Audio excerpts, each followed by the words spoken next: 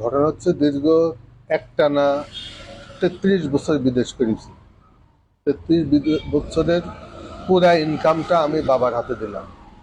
আজ পর্যন্ত কোনো হিসাব বাবার কাছ থেকে চাইনি।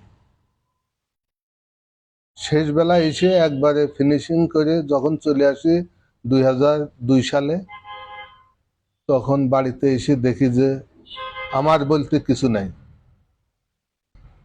শুধু এই যেখানে বাস করি এই ভিটিটুকু ছাড়া। এখন বাই দি বাই নিজের জমির কাগজ যেটুকু আছে, ১-২ বিঘি জমি যেটুকু আমার নামে আছে, এইটুকু খোঁজ নিয়ে দেখি যে এইগুলো জমির সমস্ত কাগজ পুলিশে তার আওয়ামী লীগ সরকারের আমলে তার যে আওয়ামী লীগের যে ক্ষমতা সেটা অপব্যবহার করে সমস্ত দলিলগুলো আগুন দিয়ে পুড়ে ফেলেছে। এই আতাউর রহমান আমার ছোট ভাই, সে পুলিশের চাকরি করে। সে দীর্ঘ সময় বাড়িতে আওয়ামী লীগের যে অপব্যবহার, সমস্ত অপব্যবহার বাড়িতে চালিয়ে গেছে তাণ্ডব। সে আগুন দিয়ে সমস্ত দলিল পুড়িয়ে দিয়েছে। পরবর্তীতে আমরা সাংবাদিকের আশ্রয় নিতে চাইলে তার আমাদের ভয়ভীতি দেখায় যে যদি এই ধরনের কোনো কার্যকলাপ হয় তাহলে গুলি করব। আর আমার নামে ৩ শতক জমি বাবা কিনে দিয়েছে। এই ৩ শতক জমিতে আমি বাড়ি করলাম, দোকান করলাম। এখন এইগুলোর ভাগ দিতে হবে, আমার নামের সম্পত্তি, আর না হইলে গুলি করবে। এখানে এসে রাত্রি সন্ধ্যা ৭:৩০টার দিকে এসে হাজারো মানুষের জনতার সামনে সে চিৎকার করে বলেছে। তারপরে কোরবানির মাংস দিতে গিয়েছি, ও আমাকে বটি নিয়ে তাড়াইছে, রামদা নিয়ে। মানে সবকিছু মিলিয়ে তার এত ক্ষোভ কেন আমার উপর? আমি তার খাওয়া নেই, পড়া নেই, বরং সে আমার খেয়ে বড় হয়েছে। আর যদি তার চাকরির কোনো পয়সা আমি খাতাম, তার ইনকামের ১টা টাকা আমি খাতাম, তাহলে সে আমার উপরে কোনো আক্ষেপ ক্ষোভ থাকতে পারত। প্রতিটা মুহূর্তে, প্রতিটা সেকেন্ডে সে আমাকে জানের হুমকি দেখাচ্ছে, প্রাণনাশের হুমকি, যে কোনো মুহূর্তে মেরে ফেলবে। আর না হয় বাড়ির ভাগ দিতে হবে, আর না হলে তোর ছেলে মেরে ফেলবো।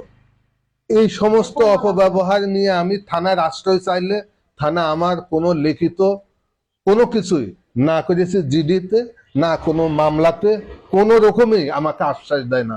আমাকে শুধু এতটুকু বলে আমরা তার কাছে আসামির কাছে ফোন করতেছি, মীমাংসা করব। আরে মীমাংসা তো পরে, আগে তার নামে একটা জিডি হোক, তার নামে কোনো অ্যাকশন হোক।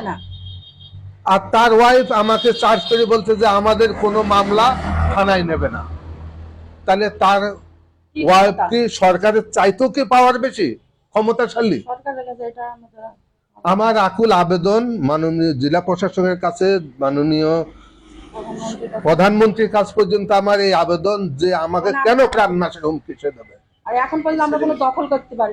আর আমার সমস্ত জমির দলিল সে পুড়েছে, এবং কি যে নকলগুলো তোলা হয়েছে সেগুলো সে গত জানুয়ারি মাসের ৬-৭ তারিখে এসে ২৬-২৭ তারিখে এসে জোরপূর্বক বাড়ির সুকেস ভেঙে আবার পুনরায় নিয়ে গেছে। তার ভিডিও কলে তার প্রমাণ আছে। সে বলেছে যে আবার আমি দলিল সব নিয়ে এসেছি, পুড়ি ফেলেছি, আমার কি বাল ছেড়েছি, আবার জমি দলিল তোলার পরে আবার নিয়ে চলে এসেছি, এনে তোর দলিল পানিতে ফেলে দিয়েছি, দেখি থানা কোর্ট আমার কি বাল ফেলতে পারে। সব ট্যাপলে করে গেছে। সে কোনো কিছু তোয়াক্কা করে না, এবং কি আমাকে প্রাণনাশের হুমকি দিয়েছে, জমির আইলে গেলে আমাকে কোপাবে, আমার নামে জমির আইলে গেলে আমাকে এমতো অবস্থায় আমি কি করি। এবং তার কারণে সে আরো 2টো ভাইকে নাচাচ্ছে।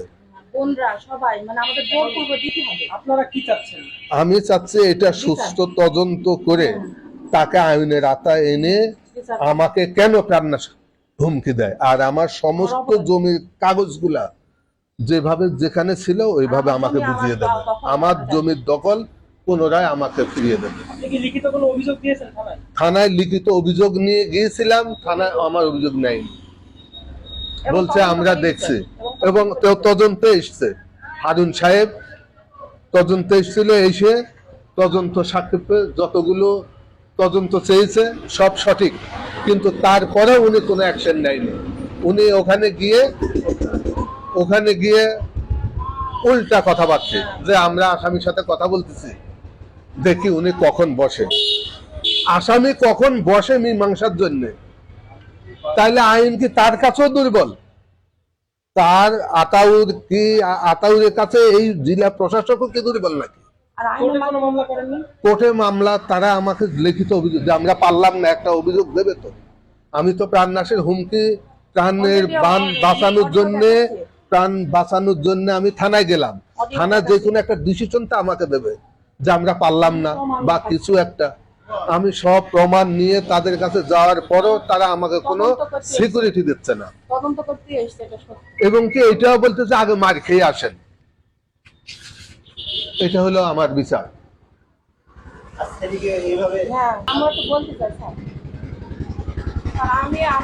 আমি ধরেন এত বছর বিদেশ করিতে সব আমার গয়না আমার যা ছিল সব তাদের দিয়েছি। এখন আমরা একটু শান্তিভাবে বাঁচতে যাচ্ছি, আর কিছু যাচ্ছি। তারপরেও তারা হুমকি সবসময় যে মেরে ফেলবো, কেটে ফেলবো, মানে ও একা না, ওর আর ভাই বোন, মানে সবাই একতা, মানে সবাই জমি জায়গা। তখন আমার দুটা সন্তান, তারা বাইরে পড়ছে, তাদের একটা খরচ আছে। আমরা এত বছর নিই, ধরেন 20 বছর নিই, এখন আমরা দেবে না, আমার নিবে বাপের সম্পত্তিটা টাকা দিয়ে কিনা, কিন্তু দেবে না, ওগুলো পাবে না। মানে সব একতা হয়েছে, ওই আমাদের উপরে এই জুলুম করছি, আমাদের মানে জোরপূর্বক চাচ্ছি যে আমাদের যেভাবেই হোক তারা জমি জায়গাগুলো দখল করে নেবে। দখল অবশ্যই আছে তাদের কাছে, আমরা এখন পাইনি, কিন্তু লেখি নেবে, কোনোভাবে কায়দা করে লেখি নেবে। আমার ছেলেরা বাইরে আছে, তাদেরও প্রাণনাশের হুমকি। ওর তোর ছেলে, আমরা ব্যবহার আছে যশোর খালসা থানায়, ওইখানেও বলেছে তার তোর ছেলেদের দেখি নেবে, কি কাজ করেছে আমার নামে। এই অশান্তির ভিতরে আছি আমরা, রাতে শুয়ে ঘুমাতে পারিনি, দিনে ও যে ইসলামনগর যাবে সে ভয় যেতে পারে না। আবার ওখানকার মানুষও বলে তুমি যেও না, তোমাদের বাড়িতে সবসময় এ দেখেন রিপোর্ট করার পরেও সে আরো সাহস হয়ে গেছে। 3 দিন আগে এসছে, তাও এই না, আমাদের ওখানে একজন এসে বলছে তুমি যাওয়ার দরকার নেই, তোমাকে মেরে দেবে। তাহলে এ কেন এমন করছে? আমরা কেউ বাংলাদেশের নাগরিক না বলেন? আমরা সব দিয়ে দিয়েছি, শুধু আমাদের এই এই বাড়িটুকু আছে, আমার 3টি সন্তান, আমার ভবিষ্যৎ, কিন্তু তারা সেভাবে আমাদের বাঁচতে দেবে না। কেন এটা এমন? আমাদেরকে কোনো বিচার পাবো না সরকারের কাছে?